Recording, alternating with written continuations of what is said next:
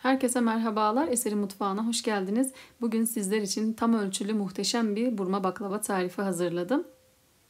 Yapmış olduğunuz tüm tarifleri unutturacak tam ölçülü ve kıyır kıyır şerbetini tam çeken bir tarif. Dilerseniz nasıl yapmışım buyurun hemen başlayalım. Yoğurma kabımın içerisine 1 çay bardağı sıvı yağ, 1 çay bardağı yoğurt, yarım çay bardağı ılık su,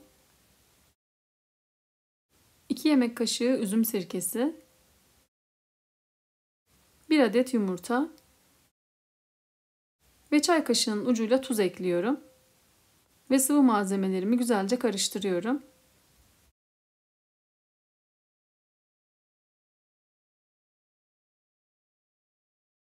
Sıvı malzemeleri iyice karıştırdıktan sonra unun bir kısmını ilave ediyorum. Ve üzerine 1 çay kaşığı karbonat ekleyerek hamurumu karıştırmaya devam ediyorum. Hamurumuz yumuşak kıvamda olursa açması da o kadar güzel olacaktır. O yüzden un miktarını dikkatli bir şekilde ekleyelim.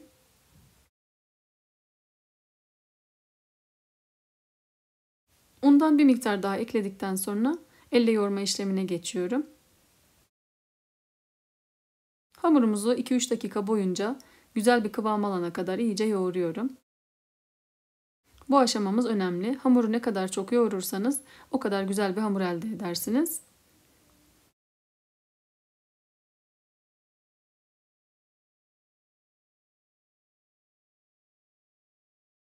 Hamuru 2-3 dakika boyunca yoğurdum. Şöyle bir toparlayıp sizlere kıvamını göstermek istiyorum.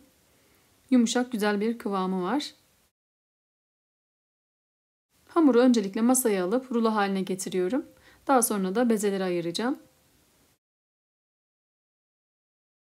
Hamuru toplamda 14 eşit bezeye ayırıyorum.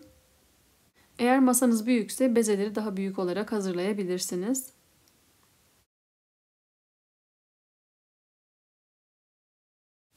Hamuru parçalara ayırdıktan sonra hepsini elimle yuvarlayarak beze haline getiriyorum.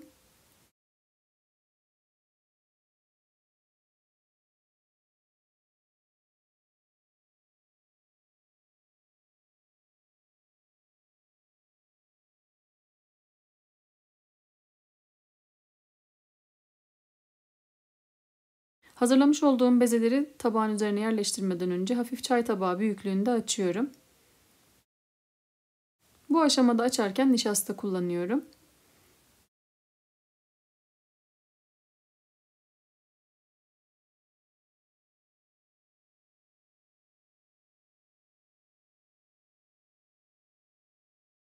Bezelerin tamamını tabağın üzerine yerleştirdikten sonra üzerini kapatıp 1 saat dinlenmeye bırakıyorum.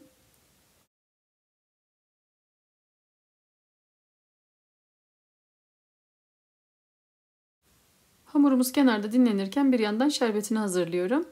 Tencerenin içerisine 3,5 su bardağı şeker ve 2,5 su bardağı su, 1 tatlı kaşığına yakın limon suyu ekliyorum.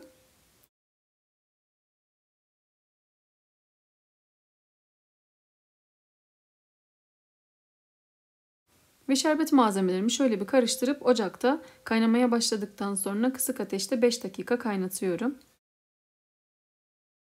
Şerbetimi ocaktan aldım. Ilıması için kenara alıyorum.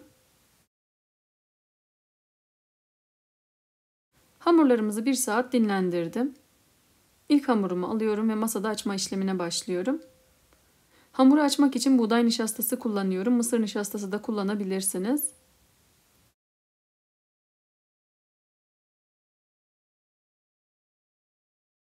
Hamuru açarken dikkat etmeniz gereken nokta kenar kısımlarına sadece baskı uygulamanız. Orta kısımları zaten kendiliğinden ince olacaktır.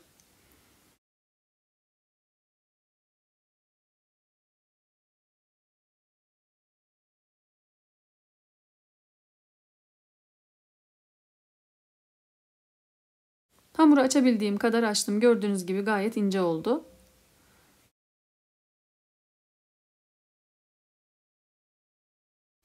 Hamurun içerisine kıyılmış ceviz serpiştiriyorum. Ve daha sonra kalın bir oklavayla çok fazla sıkı olmayacak şekilde rulo haline getiriyorum ve büzüyorum. Daha sonra da tepsinin içerisine yerleştiriyorum. Tepsinin altında herhangi bir yağlama işlemi yapmıyorum. Bu tarif için yaklaşık 40 santim civarında tepsi kullandım. Verdiğim ölçüler tepsiye tam sığıyor. Kalan hamurları da aynı şekilde büyütüp hazırlamaya başlıyorum.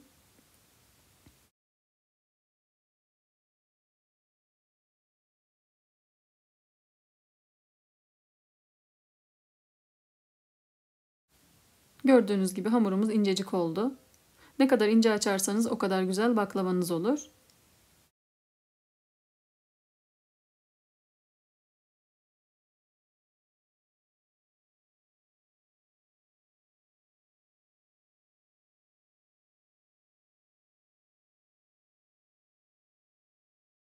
Tatlıların tamamına şekil verip tepsiye dizdikten sonra üzerini yağlamak için 150 gram eritilmiş tereyağının üzerine 1 çay bardağı sıvı yağ ekliyorum ve karıştırıyorum. Daha sonra tatlının her tarafına gelecek şekilde döküyorum. Dikkat etmemiz gereken nokta tatlıların her tarafına yağ gelsin ki eşit şekilde pembeleşsin.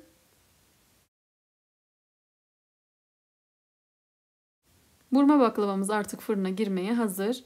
180 derecede önceden ısıtılmış alt üst ayar fırında pişirmeye gönderiyorum. Tatlımız fırından çıktı.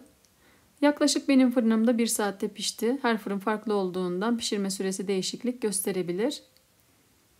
Tatlımız fırından çıktıktan sonra sıcaklığı çıkmadan hemen ılımış olan şerbetini veriyorum.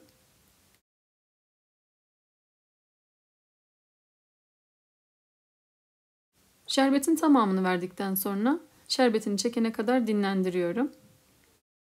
Eğer vaktiniz varsa bir gün boyunca dinlendirin. Ben bir gün boyunca dinlendirdim. Gördüğünüz gibi şerbetini tam çekti. Bu tarifi sabah yapıp akşamda şerbetini tam çekmiş vaziyette sunum yapabilirsiniz. Burma baklavamız artık sunuma hazır. Şöyle bir tane alıp sizlere yakından göstermek istiyorum. Dışı çıtır çıtır, içi de şerbetini tam çekmiş vaziyette. O kadar güzel bir tatlı oldu ki kesinlikle denemenizi tavsiye ederim.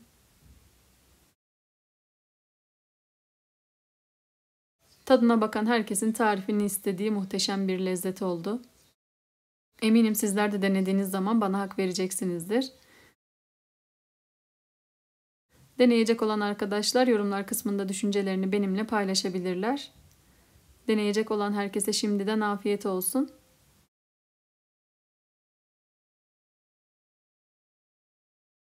Bugünlük de bir tarifimin daha sonuna geldim.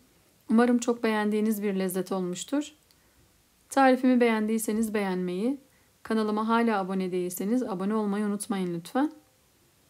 Tariflerimi görmesini istediğiniz arkadaşlarınızla paylaşabilirsiniz. Bildirim zilini aktifleştirerek paylaşımlarımdan anında haberdar olabilirsiniz.